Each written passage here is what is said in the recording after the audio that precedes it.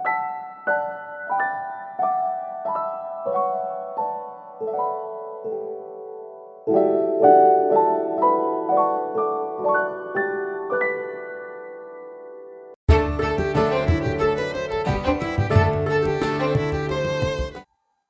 Hello friends, welcome back to my YouTube channel. ಎಲ್ಲರೂ ಹೇಗಿದ್ದೀರಾ? I hope ನೀವೆಲ್ಲರೂ ತುಂಬ ಚೆನ್ನಾಗಿದ್ದೀರಾ ಅಂದ್ಕೊಂಡು ನಾನು ಈ ವಿಡಿಯೋನ ಶುರು ಮಾಡ್ತಾ ಇದ್ದೀನಿ. ಇವತ್ತು ಸ್ವಲ್ಪ ವೀಕ್ ಆಫ್ ಇತ್ತು, ಹಾಗಾಗಿ ರಜೆ ಇರುವ ಕಾರಣ ಸ್ಪೆಷಲ್ ಆಗಿ ಏನಾದರೂ ಮಾಡೋಣ ಅಂತ ಹೇಳಿ ಅಂದ್ಕೊಂಡೆ. ನಿನ್ನೆ ನಮ್ಮ ಮನೆಯವರು ಪಪ್ಪಾಯ ತಂದಿದ್ರು. ಸೊ ಹಂಗಾಗಿ ಇವಾಗ ಬೆಳಗ್ಗೆನೆ ಖಾಲಿ ಹೊಟ್ಟೆಲಿ ಪಪ್ಪಾಯ ತಿಂದರೆ ತುಂಬಾ ಒಳ್ಳೆಯದು. ನಾವೇ ಆಗಿರ್ಬೋದು, ಚಿಕ್ಕ ಮಕ್ಕಳೇ ಆಗಿರ್ಬೋದು, ಪಪ್ಪಾಯ ಕೊಟ್ಟರೆ ತುಂಬ ಒಳ್ಳೆಯದು. ಪಪ್ಪಾಯ ಹೀಟ್ ಇರ್ಬೋದು, ಆದ್ರೂ ಹೊಟ್ಟೆಲಿ ಏನಾದರೂ ಹುಳಗಳೇನಾದ್ರು ಇದ್ರೆ ಸತ್ತೋಗುತ್ತೆ. ಅದು ಖಾಲಿ ಹೊಟ್ಟೆಲಿ ತಿಂದರೆ ಇನ್ನೂ ಒಳ್ಳೆಯದು. ಅಷ್ಟು ಎನರ್ಜಿ ಇರುತ್ತೆ ಪಪ್ಪಾಯಲ್ಲಿ. ಅವಾಗೆಲ್ಲ ನಾವೆಲ್ಲ ಊರ್ ಕಡೆ ಎಲ್ಲ ಹಿಂಗೆ ಅಲ್ವಾ, ಖಾಲಿ ಹೊಟ್ಟೆಲಿ. ನಮ್ಮ ಮನೆ ಕಡೆ ಎಲ್ಲ ಹಿಂಗೇನೆ, ಬೆಳಗ್ಗೆ ಟಿಫನ್ಗೆಲ್ಲ ನಾವು ಖಾಲಿ ಹೊಟ್ಟೆಲೆ, ಇಲ್ಲಾಂದ್ರೆ ಟಿಫನ್ಗೆ ಅಂತಾನೆ ಹೇಳಿ ಹಣ್ಣುಗಳನ್ನೇ ಜಾಸ್ತಿ ತಿಂತಾ ಇದ್ದಿದ್ದು. ಹಲಸಿನ ಹಣ್ಣು ತಿಂದರೆ ಹೊಟ್ಟೆ ಹಸಿ ಆಗಲ್ಲ, ಬೆಳಗ್ಗೆ ಟಿಫನಿಗೆ ಹಲಸಿನ ಹಣ್ಣೇ ತಿಂತಾ ಇದ್ವಿ. ಇಲ್ಲಾಂದ್ರೆ ಈ ರೀತಿ ಖಾಲಿ ಹೊಟ್ಟೆಗೆ ಪಪ್ಪಾಯ ತಿನ್ನೋದು, ಈ ರೀತಿ ಇರ್ತಿತ್ತು. ತುಂಬ ಚೆನ್ನಾಗಿರುತ್ತೆ ಮಾತ್ರ. ಅದರಲ್ಲೂ ಊರ್ ಕಡೆ ಬಿಡೋಂಥ ಹಣ್ಣುಗಳು ಒಂದೇ ಒಂದು ಸೀಡ್ಸ್ ಕೂಡ ಇರೋದಿಲ್ಲ, ಅಷ್ಟು ಚೆನ್ನಾಗಿರುತ್ತೆ. ತುಂಬ ಚೆನ್ನಾಗಿರುತ್ತೆ ಆ ಥರ ಪಪ್ಪಾಯಗಳು. ಇದು ಅಷ್ಟೇ ತುಂಬ ರುಚಿಯಾಗಿತ್ತು. ಬೆಳಗ್ಗೆನೆ ಇನ್ನು ಟಿಫನ್ ಏನು ನಾನು ಮಾಡಿರಲಿಲ್ಲ. ಸೊ ಹಾಗಾಗಿ ಇವಾಗ ಬೆಳಗಿನ ಟಿಫನಿಗೆ ನಾನು ಪಪ್ಪಾಯನೇ ಆಗುತ್ತೆ ಅಂತ ಹೇಳಿ ಪಪ್ಪಾಯ ಮಾಡ್ತಾ ಇದ್ದೆ ನಾನಿಲ್ಲಿ. ಬೆಳಗ್ಗೆ ಅಚ್ಚಿಗೆ ಚಪಾತಿ ಎಲ್ಲ ಹಾಕ್ಕೊಟ್ಟಿದ್ದೆ. ಸೊ ಹಂಗಾಗಿ ತಗೊಂಡು ಹೋಗಿದ್ದ ಅವನು. ಚಪಾತಿ ಮತ್ತು ಸಾಂಬಾರು ಕೂಡ ಇತ್ತು, ಅದಕ್ಕೆ ತಗೊಂಡು ಹೋದ. ಹಾಗೆ ನಾನು ಮತ್ತು ನಮ್ಮ ಮನೆಯವರಿಬ್ಬರು ಪಪ್ಪಾಯ ಬೆಳಗ್ಗೆನೆ ತಿಂದ್ವಿ. ಕರೆಕ್ಟಾಗಿ ವಿಡಿಯೋಸ್ನ ಮಾಡೋಕ್ಕಾಗ್ತಾಯಿಲ್ಲ. ನಿಮಗೆ ನನ್ನ ವಾಯ್ಸಲ್ಲೇ ಗೊತ್ತಾಗಿರ್ಬೋದು ಹೆಲ್ತ್ ಎಷ್ಟು ಅಪ್ಸೆಟ್ ಆಗಿದೆ, ಹುಷಾರಿಲ್ಲ ಅನ್ನೋದು. ಆದರೂ ಕೂಡ ವಿಡಿಯೋನ ಮಾಡೋದನ್ನ ಬಿಡ್ತಾ ಇಲ್ಲ. ವಿಡಿಯೋ ಬಿಟ್ಟು, ಚಾನಲ್ನ ಬಿಟ್ಟು ಕೆಲಸ ಕಡೆ ಗಮನ ಕೊಡೋಣ ಅಂತ ಅನಿಸುತ್ತೆ. ಆಮೇಲೆ ಎಷ್ಟೇ ಏನೇ ಕಷ್ಟ ಆದ್ರೂ ನಾನು ಯೂಟ್ಯೂಬ್ನ ಮಾತ್ರ ಬಿಡಬಾರ್ದು ಅನ್ನೋದನ್ನು ಯೋಚನೆ ಮಾಡ್ತಾ ಇದ್ದೀನಿ.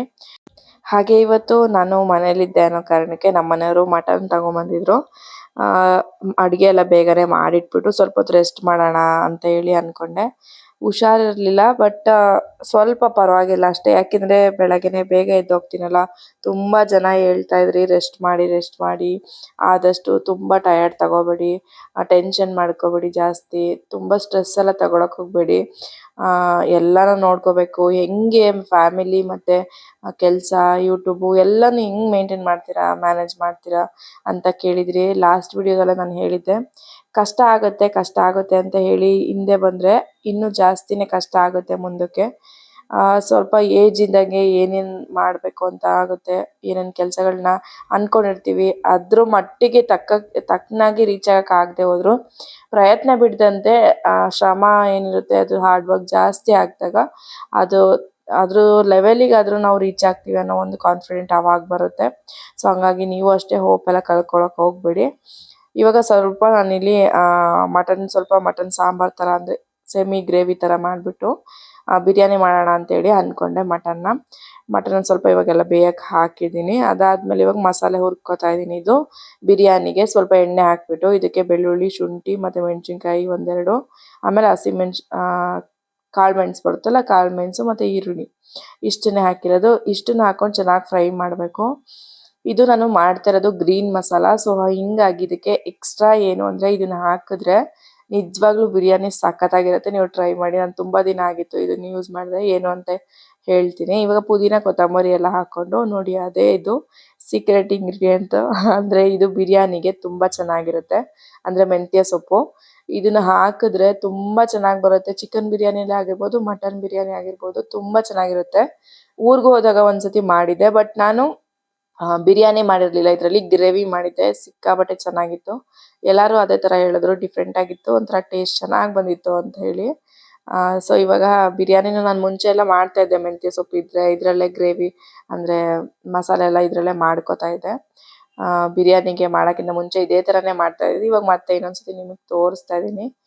ಇದಾದಮೇಲೆ ಇವಾಗ ತಣ್ಣಗಾಕೆ ಅಂತೇಳಿ ಮಸಾಲೆನ ಎತ್ತಿಟ್ಟೆ. ಇದಾದಮೇಲೆ ಸಾಂಬಾರ್ಗೆ ಇವಾಗ ಹುರ್ಕೊಳ್ತಾ ಇದ್ದೀನಿ. ಮಸಾಲೆ ಹುರಿದ್ಬಿಟ್ಟು ಮಾಡಿ ತುಂಬ ಚೆನ್ನಾಗಿರುತ್ತೆ. ಈಗ ಒಂದು ಅದೇ ಪ್ಯಾನ್ಗೆ ಇವಾಗ ಒಂದು ಸ್ವಲ್ಪ ಎಣ್ಣೆ ಹಾಕ್ಕೊಂಡು ಶುಂಠಿ, ಬೆಳ್ಳುಳ್ಳಿ ಮತ್ತು ಧನಿಯಾ ಕಾಳು, ಚಕ್ಕೆ, ಲವಂಗ, ಇದನ್ನೆಲ್ಲ ಮೆಣಸು ಇದನ್ನೆಲ್ಲ ಹಾಕ್ಕೊಂಡು ಚೆನ್ನಾಗಿ ಹುರ್ಕೋಬೇಕು. ಇವಾಗ ಈ ರೀತಿ ಕಲರ್ ಸ್ವಲ್ಪ ಚೇಂಜ್ ಆಗೋವರೆಗೂ ಹುರ್ಕೊಳ್ಳಿ. ಇದಾದ್ಮೇಲೆ ಒಂದೆರಡು ಈರುಳ್ಳಿನ ಕಟ್ ಮಾಡಿರೋಂಥದ್ದನ್ನ ಹಾಕೊಂಡು ಚೆನ್ನಾಗಿ ಫ್ರೈ ಮಾಡ್ಕೊಳ್ತಾ ಇದ್ದೀನಿ. ಇಲ್ಲಿ ವಾಯ್ಸು ಕ್ಲಿಯರ್ ಆಗಿ ಕೇಳಿಸ್ತಾ ಇರ್ಬೋದು. ಗಂಟ್ಲು ಸ್ವಲ್ಪ ನೋವಾಗಿದೆ, ಬ್ಲಾಕ್ ಆಗಿದೆ, ಅಂದರೆ ಡ್ರೈ ಕೆಮ್ಮು ಇದೆಲ್ಲ ಸ್ವಲ್ಪ ಜಾಸ್ತಿ ಆಗಿದೆ. ಪ್ಲೀಸ್ ಎಲ್ಲರೂ ಅಡ್ಜಸ್ಟ್ ಮಾಡ್ಕೊಳ್ಳಿ. ಹಾಗೇನೆ ಈಗ ಒಂದು ಟೊಮೊಟೊನ ಹಾಕ್ತಾ ಇದ್ದೀನಿ ಇಲ್ಲಿ. ಹಾಗೆ ಸ್ವಲ್ಪ ಕಡಲೆನ ಹಾಕ್ಕೊಂಡು ಚೆನ್ನಾಗಿ ಫ್ರೈ ಮಾಡ್ಕೊಳ್ಬೇಕು. ಈ ರೀತಿಯಾಗಿ ಟೊಮೊಟೊ ಸ್ವಲ್ಪ ಸಾಫ್ಟ್ ಆಗೋ ರೀತಿ. ಇದಾದ್ಮೇಲೆ ಒಂದು ಸ್ವಲ್ಪ ಪುದೀನ, ಒಂದು ಸ್ವಲ್ಪ ಕೊತ್ತಂಬರಿ ಸೊಪ್ಪು ಹಾಕ್ತಾ ಇದ್ದೀನಿ. ಇಷ್ಟನ್ನು ಹಾಕ್ಕೊಂಡು ಇವಾಗ ಚೆನ್ನಾಗಿ ಫ್ರೈ ಮಾಡ್ಕೊಳ್ಬೇಕು. ಇದನ್ನ ಮಸಾಲೆ ನಾವು ಹುರಿದ್ಬಿಟ್ಟು ಮಾಡಿದ್ರೆ, ನಾನು ಹೇಳ್ತಾನೆ ಇರ್ತೀನಿ ಎಲ್ಲ ವ್ಲಾಗಲ್ಲೂ, ಮಸಾಲೆ ಹುರಿದ್ಬಿಟ್ಟು ಮಾಡಿದ್ರೆ ತುಂಬ ರುಚಿ ಇರುತ್ತೆ. ಸಾಂಬಾರೇ ಆಗಿರ್ಬೋದು, ಗ್ರೇವಿಗಳೇ ಆಗಿರ್ಬೋದು, ಹಾಗೆ ಮಾಡಿದ್ರು ಚೆನ್ನಾಗಿರುತ್ತೆ. ಮಸಾಲೆ ಹುರಿದಾಗ ಇನ್ನೂ ಚೆನ್ನಾಗಾಗುತ್ತೆ. ಇದಕ್ಕೆ ಇವಾಗ ಕೊಬ್ಬರಿನ ಹಾಕ್ಕೊಳ್ತಾ ಇದ್ದೀನಿ. ಅಂದರೆ ಸ್ವಲ್ಪ ಹಸಿ ಥರ ಇರೋಂತಹ ಕೊಬ್ಬರಿನ ಕಟ್ ಮಾಡಿ ಹಾಕ್ಕೊಳ್ತಾ ಇದ್ದೀನಿ. ಇದಕ್ಕೆ ಒಂಚೂರು ಅರಿಶಿನ, ಹಾಗೆ 1-2 ಸ್ಪೂನಷ್ಟು ಖಾರದ ಪುಡಿ, ಇಷ್ಟನ್ನು ಹಾಕ್ಕೊಂಡು ಇದಕ್ಕೆ ಒಂದರಿಂದ 1.5 ಸ್ಪೂನಷ್ಟು ನಾನು ಮಟನ್ ಮಸಾಲೆನ ಹಾಕ್ಕೊಳ್ತಾ ಇದ್ದೀನಿ. ಇದು ಫ್ಲೇವರ್ ಚೆನ್ನಾಗಿರುತ್ತೆ. ನೀವು ಬೇಕಂದರೆ ಹಾಕ್ಕೋಬೋದು, ಇಲ್ಲಾಂದರೆ ಪರವಾಗಿಲ್ಲ, ಸ್ಕಿಪ್ ಮಾಡ್ಬೋದು. ಆದರೂ ಚೆನ್ನಾಗಾಗುತ್ತೆ. ಒಂಥರ ಗ್ರೇವಿ ಇನ್ನೂ ಒಂದು ಸ್ವಲ್ಪ ಚೆನ್ನಾಗಿ ಬರುತ್ತೆ ಅಂತ ಹೇಳಿ ಆ್ಯಡ್ ಮಾಡ್ತಾ ಇದ್ದೀನಿ ಅಷ್ಟೇ. ಮಸಾಲೆ ಎಲ್ಲ ಹಾಕೋಕ್ಕಿಂತ ಮುಂಚೆ ನಾನು ಕಾಯಿ ಹಾಕಿದ ಮೇಲೇ ಆಫ್ ಮಾಡಿದೆ ಗ್ಯಾಸ್ನ. ಇವಾಗ ಇದು ತಣ್ಣಗಾಗೋಕ್ಕೆ ಅಂತ ಹೇಳಿ ಬಿಟ್ಬಿಡ್ತೀನಿ. ಇದೊಂದು ಸ್ವಲ್ಪ ತಣ್ಣಗೆಲ್ಲ ಆಮೇಲೆ ರುಬ್ಕೊಂಡ್ರೆ ಆಯಿತು ಅಂತ. ಅಷ್ಟರಲ್ಲಿ ಇವಾಗ ವಿಶಿಲು ಕೂಡ ಹೋಗಿತ್ತು, ಮಟನ್ ಬೆಂದಿರೋದು. ಮತ್ತು ನಾನು ಸ್ವಲ್ಪ ಮಟನ್ನು ಎತ್ತಿಟ್ಕೊಳ್ತಾ ಇದ್ದೀನಿ. ಯಾಕೆಂದರೆ ಬಿರಿಯಾನಿಗೆ ಸ್ವಲ್ಪ ಮಾಡೋಣ ಅಂತೇಳಿ ಸ್ವಲ್ಪ ಹಾಕ್ಕೊಂಡ್ರೆ ಆಯಿತು ಅಂತ. ಇನ್ನೆಲ್ಲ ಗ್ರೇವಿ ಇಲ್ಲಾಂದರೆ ಸಾಂಬಾರು ಮಾಡಿದ್ರೆ ಆಯಿತು ಅಂತ.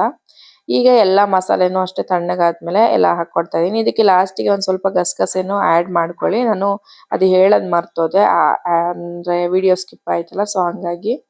ಇದಕ್ಕೆ ನಾನು ಮೆಣಸಿನ್ಕಾಯ್ದು, ಅಂದರೆ ಬ್ಯಾಡಗೆ ಮೆಣಸಿನ್ಕಾಯಿ, ಕಲರ್ ಮೆಣಸಿನ್ಕಾಯ್ದು ಪೇಸ್ಟ್ ಮಾಡಿದ್ನಲ್ಲ, ಅದನ್ನು ಅಷ್ಟೇ 1-2 ಸ್ಪೂನ್ ಆ್ಯಡ್ ಮಾಡಿಕೊಂಡು ನೀರು ಎಷ್ಟು ಬೇಕೋ ಅಷ್ಟು ಹಾಕ್ಕೊಂಡು ಆಮೇಲೆ ಮಸಾಲೆ ಈ ರೀತಿ ರುಬ್ಕೊಳ್ತಾ ಇದ್ದೀನಿ. ಕಲರ್ ಇಲ್ಲ ಅಂತ ಅನ್ಕೋಬೇಡಿ, ಇದು ವಿಶಿಲೆಲ್ಲ ಚೆನ್ನಾಗಿ ಬಂದೆಲ್ಲ ಆದಮೇಲೆ ತುಂಬ ಚೆನ್ನಾಗಿ ಕಲರ್ ಬರುತ್ತೆ. ಆ ಮೆಣಸಿನ್ಕಾಯಿ ಪೇಸ್ಟು ಹಾಕಿದಾಗ ತುಂಬ ಚೆನ್ನಾಗಿ ಅದೊಂಥರ ಟೇಸ್ಟ್ ಡಿಫ್ರೆಂಟ್ ಆಗಿರುತ್ತೆ. ನೀವು ಟ್ರೈ ಮಾಡಿ, ಬೇಕಾದರೆ ಹೇಳಿ. ಇಲ್ಲಿ ರುಬ್ಬಿರೋಂತಹ ಮಸಾಲೆ ಎಲ್ಲ ಆ್ಯಡ್ ಮಾಡಿದ್ದಾದ್ಮೇಲೆ ನೀರು ಎಷ್ಟು ಬೇಕೋ ಅಷ್ಟು ನೋಡಿ ಹಾಕ್ಕೊಳ್ಳಿ. ಆಮೇಲೆ 1-2-3 ವಿಶಿಲು ಚೆನ್ನಾಗಿದ್ರೆ ಮಟನ್ನು, ಎಳೆ ಮಟನ್ ಆದರೆ ಒಂದು 3 ವಿಶಿಲ್ ಒಳಗಡೆನೆ ಕೂಗಿಸ್ಕೊಳ್ಳಿ, ತುಂಬ ಚೆನ್ನಾಗಾಗುತ್ತೆ. ಈಗ ಇಲ್ಲಿ ಮಸಾಲೆ, ಅಂದರೆ ಬಿರಿಯಾನಿಗೆ ಹುರಿದಿಟ್ಕೊಂಡಿದ್ನಲ್ಲ ಮಸಾಲೆ, ಅದನ್ನು ರುಬ್ಕೊಂಡು ಮಟನ್ ಎತ್ತಿಟ್ಟಿದ್ನಲ್ಲ ಅದಕ್ಕೆ ಕಲಿಸ್ಬಿಟ್ಟು ಒಂದು ಸ್ವಲ್ಪ ಹೊತ್ತು ಹಾಗೇ ಬಿಡ್ತೀನಿ. ಒಂದು 10 ನಿಮಿಷ ಮ್ಯಾರಿನೇಟ್ ಆಗಲಿ ಅದರಲ್ಲೇ ಅಂತ. ಅಷ್ಟರೊಳಗಡೆ ಅದು ಮ್ಯಾರಿನೇಟ್ ಆಗೋ ಅಷ್ಟರಲ್ಲಿ ನಾನಿಲ್ಲಿ ಒಂದು ಕುಕ್ಕರ್ಗೆ ಸ್ವಲ್ಪ ಎಣ್ಣೆ ಮತ್ತು ಹೋಲ್ ಸ್ಪೈಸಸ್ಸು, ಈರುಳ್ಳಿ, ಬಿರಿಯಾನಿಗೋಸ್ಕರ ಏನೇನೆಲ್ಲ ಬೇಕಲ್ಲ ಅದನ್ನೆಲ್ಲ ಹಾಕ್ಕೊಳ್ತಾ ಇದ್ದೀನಿ. ಈರುಳ್ಳಿ, ಶುಂಠಿ ಬೆಳ್ಳುಳ್ಳಿ ಪೇಸ್ಟು ಮತ್ತು ಟೊಮೊಟೊ ಒಂದು ಸ್ವಲ್ಪ, ಇಷ್ಟನ್ನು ಕಟ್ ಮಾಡಿ ಚೆನ್ನಾಗಿ ಫ್ರೈ ಮಾಡ್ಕೊಳ್ಬೇಕು ಈಗ ಆಯಿಲಲ್ಲಿ. ತುಂಬ ಚೆನ್ನಾಗಾಗುತ್ತೆ ಮಾತ್ರ. ಅದರಲ್ಲೂ ಮೆಂತ್ಯ ಸೊಪ್ಪು ಹಾಕಿರೋದೇ ಒಂದು ಚೆನ್ನಾಗಿರೋಂತಹ ಇಂಗ್ರೀಡಿಯೆಂಟ್ಸು, ಅಂದರೆ ಅದೇ ಸೀಕ್ರೆಟು. ನೀವು ಒಂದ್ಸತಿ ಟ್ರೈ ಮಾಡಬೇಕು ಈ ಬಿರಿಯಾನಿನ, ಹೇಗೆ ಬಂತು ಅಂತ ನೀವು ಹೇಳ್ತೀರಾ. ಇದರಲ್ಲಿ ಮಶ್ರೂಮ್ ಕೂಡ ಮಾಡ್ಬೋದು ಮತ್ತು ಪನ್ನೀರು ಮಾಡ್ಕೋಬೋದು, ಅಷ್ಟು ಚೆನ್ನಾಗಿರುತ್ತೆ ಮಾತ್ರ. ಟ್ರೈ ಮಾಡಿ. ಇವಾಗ ಏನು ಮ್ಯಾರಿನೇಟ್ ಮಾಡಿರೋಂತಹ ಮಟನ್ ಇತ್ತಲ್ಲ ಅದನ್ನೆಲ್ಲ ಹಾಕ್ಕೊಂಡು ಚೆನ್ನಾಗಿ ಇವಾಗ ಆಯಿಲಲ್ಲಿ ಅದೇ ಥರ ಫ್ರೈ ಮಾಡ್ಕೊಳ್ಬೇಕು. ಇದಾದಮೇಲೆ ಎಷ್ಟು ಬೇಕೋ ಅಷ್ಟು ಸಾಲ್ಟು ಮತ್ತು ನೀರು ಎಷ್ಟು ಬೇಕೋ ಅಷ್ಟು ನೋಡಿ ಹಾಕ್ಕೊಂಡು ವಿಶಿಲ್ ಹೊಡ್ಸ್ಕೊಳ್ಳಿ. ಅಷ್ಟರೊಳಗಡೆ ನೋಡ್ಬೋದು ಈ ಕಡೆ ಮಟನ್ನು ಸಖತ್ತಾಗಿ ಆಗ್ತಿದೆ. ನಾನು ವಿಡಿಯೋ ಇಲ್ಲಿ ವಾಯ್ಸ್ ಓವರ್ ಕೊಡ್ತಿದ್ದೀನಿ, ಬಾಯಲ್ಲಿ ನೀರು ಬರೋ ಥರ ಆಗ್ತಿದೆ, ಅಷ್ಟು ಚೆನ್ನಾಗಿ ಬಂದಿತ್ತು ಮಾತ್ರ. ನೀವು ಒಂದ್ಸತಿ ಟ್ರೈ ಮಾಡಿ. ಇವಾಗ ನೋಡಿ ಕಲರ್ ಯಾವ ಥರ ಬಂದಿದೆ ಅಂತ ಹೇಳಿ. ಚಪಾತಿ ಜೊತೆಗೆ ನಮ್ಮನೆಯವರು ಟಿಫನ್ಗೆ, ಅಂದರೆ ಊಟಕ್ಕೆ ಚಪಾತಿ ಜೊತೆಗೆ ಊಟನ ಸರ್ವ್ ಮಾಡಿದೆ. ಬೆಳಗ್ಗೆ ಟಿಫನ್ ಎಲ್ಲ ಮುಗಿಸಿದ್ವಲ್ಲ, ಪಾಪಾಯ ಅದೇ ಆಗೋಗಿತ್ತು. ಸೊ ಹಾಗಾಗಿ ಮಧ್ಯಾಹ್ನದ ಊಟಕ್ಕೆ ಚಪಾತಿನೇ ಮಾಡಿದೆ. ತುಂಬ ಚೆನ್ನಾಗಿ ಆಗಿತ್ತು ಮಾತ್ರ. ಆ್ಯಂಡ್ ಇಲ್ಲಿ ವಿಶಿಲ್ ಕೂಡ ಹೋಗಿತ್ತು. ಇದಕ್ಕೆ ಇವಾಗ ಏನಿಲ್ಲ, ರೈಸ್ ಹಾಕ್ಬಿಟ್ಟು ನೀರು, ಉಪ್ಪು, ಖಾರ ಎಷ್ಟು ಬೇಕು, ಏನು ಬೇಕು ಎಲ್ಲ ನೋಡಿ ಹಾಕ್ಕೊಂಡ್ರೆ ಆಯಿತು. ನಾನಿಲ್ಲಿ 2 ಮೆಣಸಿನ್ಕಾಯಿ ಯೂಸ್ ಮಾಡಿರೋದು. ಅದಕ್ಕೆ ಲಾಸ್ಟಿಗೆ ಒಂಚೂರು ಗರಂ ಮಸಾಲೆ ಹಾಕ್ತೀನಿ. ಜಾಸ್ತಿ ಏನು ಇದು ಖಾರ ಅಂತ ಏನಿಲ್ಲ. ಇದ್ರ ಜೊತೆಗೆ ಆ ಮಸಾಲೆ, ಅಂದರೆ ಸೆಮಿ ಗ್ರೇವಿ ಥರ ಏನು ಮಾಡಿದ್ನಲ್ಲ ಮಟನು, ಅದನ್ನು ಹಾಕ್ಕೊಂಡು ತಿಂತಾಯಿದ್ರೆ ಸಿಕ್ಕಾಪಟ್ಟೆ ಸಖತ್ತಾಗಿರುತ್ತೆ. ಅದು ಇಲ್ಲ ಅಂದರೂ ಕೂಡ ಹಾಗೆ ಚೆನ್ನಾಗಿರುತ್ತೆ, ಸಪ್ಪೆ ಅಂತಾನೆ ಅನಿಸಲ್ಲ, ಅಷ್ಟು ಟೇಸ್ಟಾಗಿರುತ್ತೆ. ನೀವು ಒಂದ್ಸತಿ ಟ್ರೈ ಮಾಡಿ. ಈ ರೀತಿ ಬಿರಿಯಾನಿ ರೆಡಿ ಆಗಿದೆ ನೋಡಿ. ಫೈನಲ್ ಆಗಿ ಈ ಥರ ಆಗಿದೆ. ನೀವು ಒಂದ್ಸತಿ ಟ್ರೈ ಮಾಡಿಬಿಟ್ಟು ನನಗೆ ತಿಳಿಸಿ ಹೇಗಿತ್ತು ಏನು ಅಂತ ಹೇಳಿಬಿಟ್ಟು. ತುಂಬ ಚೆನ್ನಾಗಾಗುತ್ತೆ. ಮೊಸರು ಬಜ್ಜಿ ಜೊತೆಗೂ ಇನ್ನೂ ಚೆನ್ನಾಗಿರುತ್ತೆ. ಇಷ್ಟೇ ಇವತ್ತಿನ ವಿಡಿಯೋ. ರೆಸಿಪಿನ ಟ್ರೈ ಮಾಡಿ ನನಗೆ ಕಮೆಂಟ್ ಮುಖಾಂತರ ತಿಳಿಸಿ. ಹಾಗೆ ಲೈಕ್ ಮಾಡಿಲ್ಲ ಅಂದರೆ ಲೈಕ್ ಮಾಡಿ, ಶೇರ್, ಕಮೆಂಟ್ ಮಾಡೋದನ್ನ ಮರಿಬೇಡಿ. ಹಾಗೆ ಚಾನಲ್ನ ಪ್ಲೀಸ್ ಸಬ್ಸ್ಕ್ರೈಬ್ ಮಾಡ್ಕೊಳ್ಳಿ. ನೆಕ್ಸ್ಟ್ ವಿಡಿಯೋದಲ್ಲಿ ಸಿಗ್ತೀನಿ. Take care. ಬಾಯ್ ಬಾಯ್.